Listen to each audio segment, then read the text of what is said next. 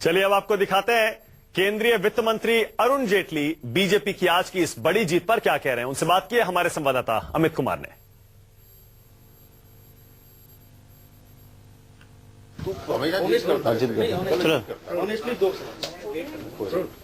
हमारे साथ देश के वित्त मंत्री अरुण जेटली जी, एक ऐतिहासिक जीत हुई है, जिस तरह से नतीजे आए हैं, क्या वजह मानते हैं कि इस ऐतिहासिक जीत के पीछे?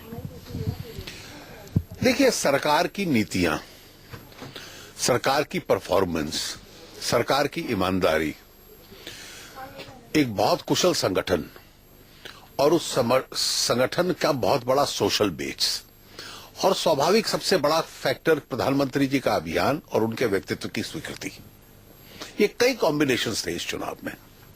लेकिन जो नोटबंदी की बात आ रही थी कि कहीं ना कहीं ये नोटबंदी है, वो उसको लेकर सबने इशू बनाया कि नोटबंदी गरीबों के खिलाफ है, कितना असर रहा उसका? इस देश के गरीब ने नोटबंदी का भयंकर रूप से समर्थन किया है। उसको लगता था कि जो व्यक्ति टैक्स नहीं देता, सरकार उससे टैक्स की वसूली के लिए कोई कदम उठाए वो ठीक है, और उन कदमों के आधार पर जो साधन आएंगे वो गरीब के लिए प्रयोग होंगे।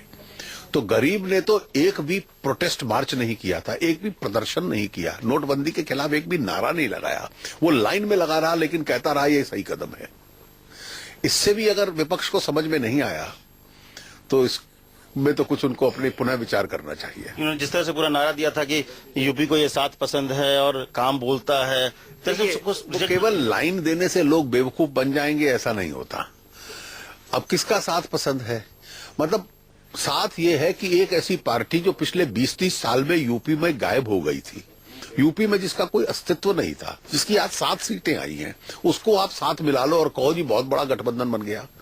जिस गठबंधन की जमीन के ऊपर स्वीकृति नहीं है, वो साथ किसको पसंद हो सकता है? नरेंद्र मोदी ने पूरी राजनीति बदल दी। आपको लगता है कि उन्होंने राजनीति को बदलने वाले आदमी और एक करिश्माई नेता के तौर पर? दो दृष्टियों से उन्होंने राजनीति में अपना प्रभाव छोड़ा है। जो ये कन्वेंशनल पॉलिटिक्स थी कि 2 पार्टी गठजोड़ कर ले तो अलायंस से चुनाव जीता जा सकता है, उन्होंने उस गणित को तोड़ दिया है।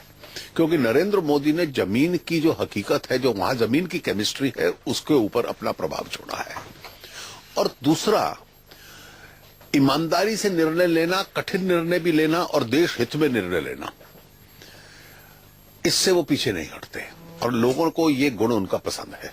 उमर अब्दुल्ला ने कहा कि अब 2019 छोड़िए, 2024 की तैयारी कीजिए कि नरेंद्र मोदी के सामने कोई ऐसा नेता नहीं है।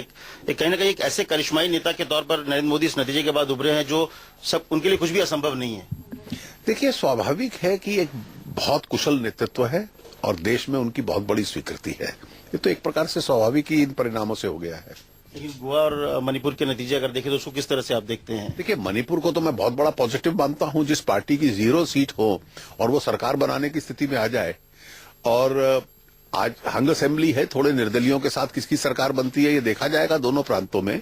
लेकिन मुझे लगता है अभी भी अगले 1-2 दिन में ये निर्णय होगा। लेकिन मणिपुर तो बीजेपी के लिए नॉर्थ ईस्ट में अपनी छाप रखने के लिए बहुत बड़ा कदम है। आखिरी सवाल, कहा जा रहा था कि इस यूपी के चुनाव से 2019 की सब तस्वीर तय होगी।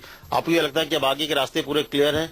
क्या नतीजों को किस तरह भविष्य? देखिए, हर दिन राजनीति बदलती रहती है।